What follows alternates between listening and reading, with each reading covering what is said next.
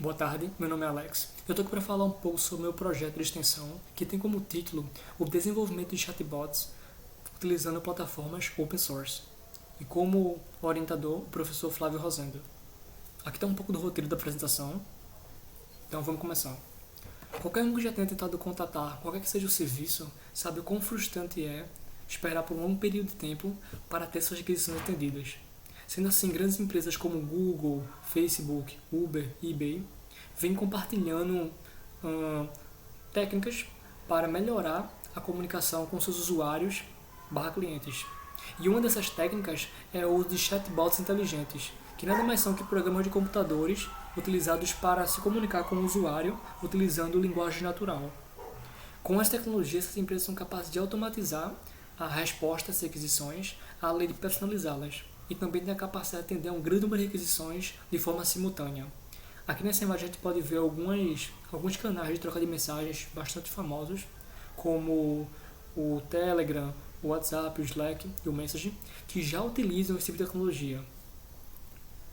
Levando em conta as diversas vantagens no uso desse tipo de tecnologia, o intuito do projeto é trazer esse sistema para o nosso instituto, fazendo com que a comunidade externa, os estudantes e até o próprio instituto possam se beneficiar do uso de um sistema inteligente, acessível e de fácil uso, que possa auxiliá-los durante o processo de comunicação. Por se tratar de um sistema inteiramente online, ele não limita seus benefícios apenas à comunidade local, e sim a todos aqueles que querem utilizá-lo. O projeto vem sendo implementado a partir dos estudos de técnicas e modelos para a criação de chatbots inteligentes, partindo desde os mais simples até as mais avançadas técnicas.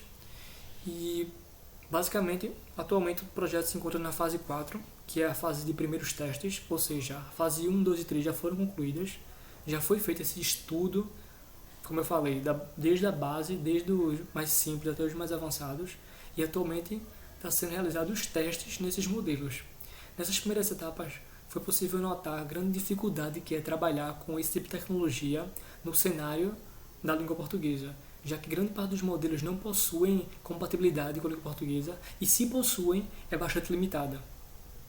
Então, está sendo bastante difícil trabalhar com chatbots com aplicação de língua portuguesa, porque grande parte dos papers, dos trabalhos que são relacionados a isso, eles ou se restringem a contextos mais fechados mesmo, ou eles utilizam ferramentas fechadas, que se contradizem ao conceito de open source, como o Dialogflow, por exemplo. Aqui nessa etapa, como nós temos uma grande dificuldade de trabalhar com modelos da língua portuguesa, uma das saídas pode ser criar os próprios dados para treinar os nossos próprios modelos. Então, uma ideia foi iniciar o estudo da geração automática de perguntas, que basicamente é um campo da inteligência artificial, focado nessa parte mais de texto, no LP, no qual são criados algoritmos que convertem uma sentença de entrada em uma pergunta com uma resposta, como vocês podem ver aqui na tabela. Esse primeiro exemplo, os barrigas verdes moram em Santa Catarina. Então essa é a sentença de entrada. E um algoritmo é responsável por convertê-la para uma pergunta. No caso, quem mora em Santa Catarina?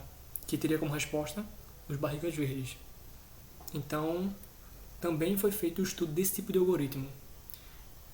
Essa tabela ela foi tirada desse artigo aqui, que serviu de inspiração para o início dos estudos referentes à geração de perguntas de forma automática, que tem como título Geração de perguntas e respostas para a base de conhecimento de um chatbot educacional.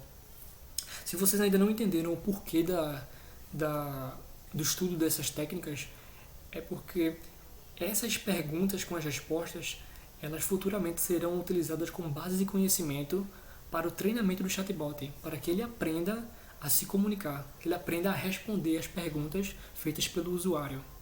O problema aqui é que a tecnologia utilizada nesse paper, ela não se adapta muito bem a sentenças mais complexas. Como vocês podem ver aqui, nessas sentenças que foram tiradas do paper, elas são sentenças bem simples, ou seja, o próprio paper já deixou claro que o algoritmo utilizado teria muitas dificuldades em trabalhar com sentenças mais complexas. E realmente isso aconteceu quando testamos esse algoritmo, essa plataforma que é oferecida online para esse tipo de tarefa de análise sintática e semântica, na organização acadêmica, acabou que não teve um desempenho tão bom quanto ele teria com sentenças mais simples, já que as sentenças da organização acadêmica elas são sentenças muito complexas. Se eu não deixei claro também, a organização acadêmica está sendo o documento em foco do projeto atualmente. Então, já falando aqui na parte de testes, a primeira etapa dos testes foi converter a organização acadêmica, ou seja, esse documento, para um formato mais maleável, já que a organização atualmente está no formato de PDF, que torna bastante difícil a análise e a retirada de partes específicas. Foi necessária essa conversão para o formato de texto, no qual nós podemos trabalhar livremente, selecionando parágrafos ou selecionando um certo artigo. E a segunda etapa foi a partir da criação de perguntas. Eu criei essas perguntas para simular o input do usuário. Ou seja, essas perguntas simulam o futuro input que os usuários vão realizar. E como se realizou esses testes? Basicamente foram selecionados vários algoritmos que tinham compatibilidade com a língua portuguesa, apesar de serem limitados, como eu falei anteriormente, e cada um deles foi responsável por transformar tanto a organização acadêmica, tanto os trechos da organização acadêmica, quanto as perguntas em um formato em que o computador conseguisse compreender, conseguisse realizar os cálculos de comparação. Porque a próxima etapa seria a comparação. Cada trecho da organização acadêmica seria comparado com uma pergunta. E aquele que retornasse o maior valor de similaridade, ou seja, que fosse mais similar, possivelmente aquele trecho ele conteria a resposta para aquela pergunta. Então, caso ele contivesse realmente, eu contaria como um acerto. Então, acabou que os modelos, de modo geral, eles acabaram não tendo uma performance tão alta quanto esperado, já que o texto da organização acadêmica, como eu falei, é um texto complexo, então grande parte deles não está habituado a esse tipo de texto. E sem contar o fato da limitação para a língua portuguesa. Então, o algoritmo que mais se destacou foi conhecido como TF-IDF. Esse algoritmo ele é bastante simples, assim, comparado com os outros que foram testados, e talvez esse seja o fator que separa ele dos outros, que fez com que ele se destacasse, a simplicidade nele. E aqui a gente pode ver nesse gráfico 3 divisões, vocês podem ver no eixo X, de capítulo, artigo e parágrafo.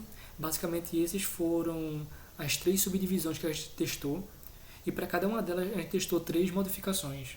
Então vocês podem ver que o melhor valor, a melhor taxa de acurácia, ou seja, a melhor taxa de acerto em porcentagem, aqui em capítulo, nessa coluna do meio, ou seja, a coluna de stop words. Os stop words são basicamente palavras que não fazem muito sentido, ou seja, nessa etapa aqui, a gente retirou essas palavras para que no contexto permanecesse apenas palavras que tinham um sentido significativo, vamos dizer assim, para aquela sentença.